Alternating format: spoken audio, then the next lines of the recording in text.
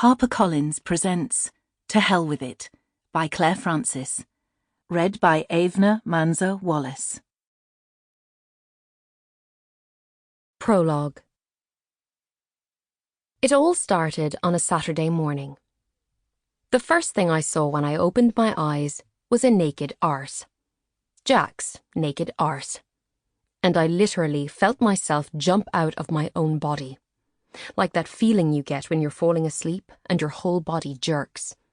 I froze then as it hit me that I had brought him home, into my house, into my bed. I looked down at my own body and felt a gigantic wave of relief that I at least still had my pants and bra on, even if they were mismatched. But I had absolutely no idea if we'd had sex. I scanned his tanned skin, which made mine look even paler, and glanced around my bedroom. I could see my salmon-pink jumper on my chair, my jeans draped neatly on top of it, and it dawned on me then that I might have done my rituals with him right there. That he might have seen it all. Jack stirred and rolled onto his back, and it snapped me out of my thoughts. I had no idea how I would get from the bed to my clothes, but I knew I couldn't stay as I was, in my mismatched underwear with so much pale skin on show.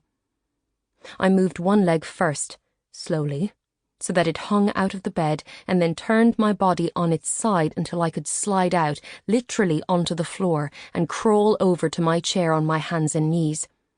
If he'd woken up at that point, I honestly think I would have died. I tugged my jeans off the chair and caught them before they hit the wooden floor, followed by my salmon-pink jumper. I pulled them on quickly and wondered how the hell I would escape. I couldn't exactly leave my own house with him still in it. I glanced at my reflection in the mirror.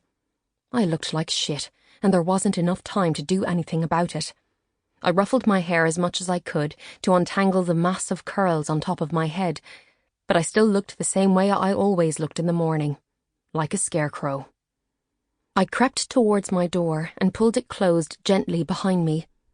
I'd make him tea, I don't drink coffee, and wait for him to come downstairs.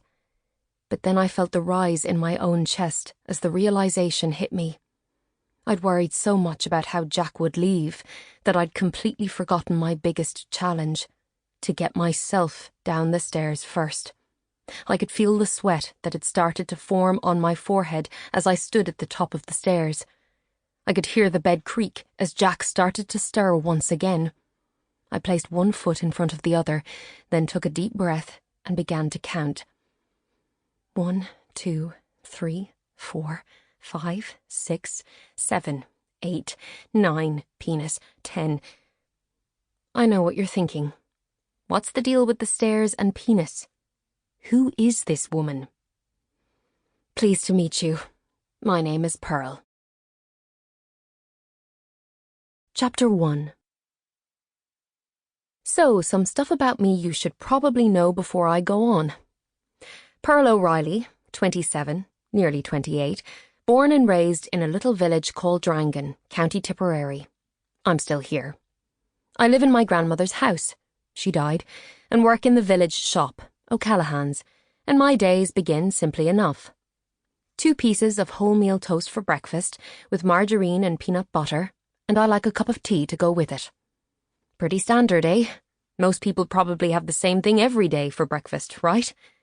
The only thing is, I have to have my breakfast after I've counted the 14 stairs, getting down them all before I've thought of something totally inappropriate and crude.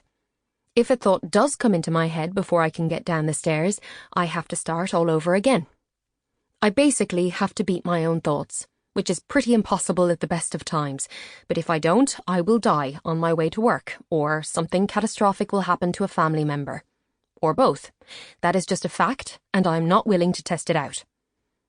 So for me, breakfast is a life or death situation, and takes around 40 minutes from the top of the stairs to the kitchen table on a good day.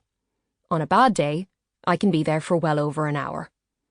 It is all part of my obsessive-compulsive disorder, and possibly ADHD, but that is yet to be confirmed because the waiting list is so long. Everyone's got that nowadays, haven't they? Like a trend, only it isn't cool. It's a complete pain in the arse. I hide it. Sample complete. Ready to continue?